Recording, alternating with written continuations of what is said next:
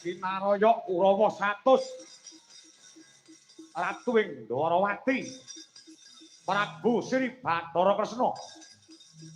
parandene datan mundur ing geguntur datan mendha ing pamiluta nata ing Dwaraka Prabu Sri Bathara Kresna acarita salah satunggale para Kurawa nyenggol rikmanira nenggih sang nata ing Ndarawati nyenggol pusaka ing mapan wonten rikma nenggih panah Kyai Kesawa kaya disebul badane nata ing Ndarawati mledhos dadi buta pitung gunung gedhe.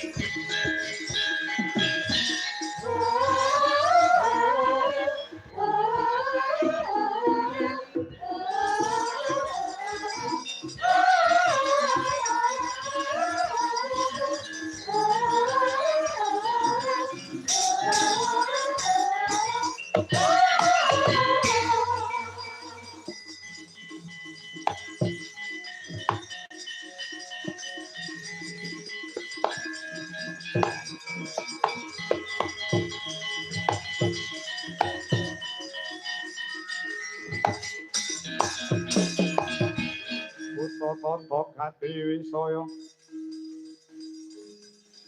Indriyaksa Sara Marata Bawana Bawana Bana Maragana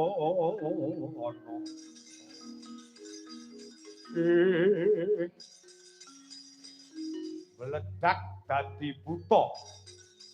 sekawit mung gedene segunung dadi 2 gunung 3 gunung 4 gunung 5 gunung 7 gunung gedene Ratu ing Ndarawati Prabu Kresna Denana Triwikrama disawang cumarentel para Kurawa ana anggane sang nata Dwaraka kang wis bledhos dadi buta buta sing gedhe dhewe sak dunia.